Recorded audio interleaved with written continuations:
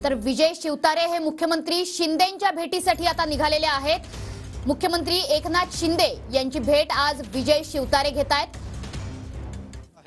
बाबू, काय तुम्ही आज मुंबईकडे निघालेला आहात? काल मुख्यमंत्र्यांनी तुम्हाला फोन केला, काय नेमकी चर्चा झाली तुमच्याशी? नाही, चर्चा नाही, त्यांनी भेटण्यासाठी बोलवलंय। वरिष्ठ नेते आहेत आमचे, देवेंद्र फडणवीस असतील, एकनाथभाई शिंदे असतील। निश्चितपणे महायुतीच्या एकंदरीत याच्यावरून असं दिसतंय की ते मला समजावण्याचा प्रयत्न करतील की बाबा तुम्ही लढू नका, काही करू नका, अशा प्रकारचे होईल। परंतु मी आज भेटीसाठी एवढ्यासाठी चाललो की ग्राउंड रियालिटी काय आहे ही त्यांना मी समजावून सांगणार। तुमचा जो हेतू आहे महायुतीचा की बारामती जिंकण्याचा, अजित पवारांच्या माध्यमातून ते शक्य होणार नाही। सहजपणे जर अजित पवार आणि सुप्रिया सुळे असतील तर सुप्रिया सुळे सहजपणे निवडून येतील, कारण अजित पवारांच्या जाचाला वरमटपणाला पूर्ण जिल्हा कंटाळलेला आहे। आणि त्यामुळे बारीक सारीक गोष्टीमध्ये सरळ सरळ लोक असे म्हणत असतात की नाही, आम्ही अजित पवारांना मतदान करणार नाही।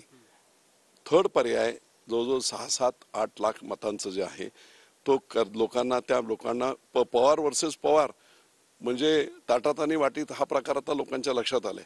40-50 वर्ष आम्ही त्यांना परत परत मतं देतोय। लोकांची मानसिकता अशी आहे की यांनी आता थांबावं किंवा यांना थांबावं, आणि त्या मानसिकतेतून ग्राउंड रियालिटी काय आहे ना ती दोघांनाही मी समजावून सांगणार आहे।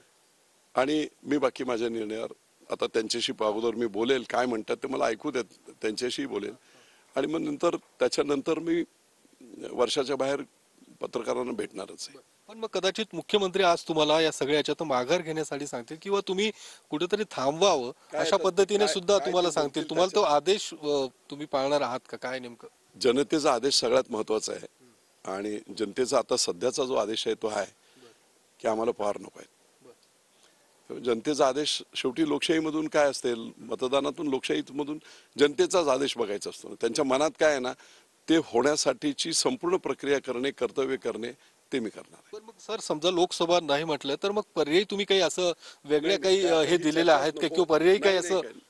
पर्याय ठीक आहे, ते जे आता इथे एवढी डिटेलमध्ये नाही, मी चाललोय, त्यांच्याशी चर्चा होऊ द्या निश्चितपणे, मग नंतर मी बाहेर आल्यानंतर बोलेन। काय तुम्ही आजही ठाम आहात लोकसभा लढवण्यावरती? तर विजय शिवतारे बघितले आपण, पाहतोय की ते आता मुंबईकडे रवाना होत आहेत आणि ते लोकसभा लढवण्यावरती ठाम आहेत। मुख्यमंत्री काय सांगतात ते बघूया, चर्चा करेल आणि त्यानंतरचा निर्णय हा महत्वाचा आहे। मात्र जनतेचा जो कौल आहे, जनतेचा जो काही एकूण निर्णय झालेला आहे तो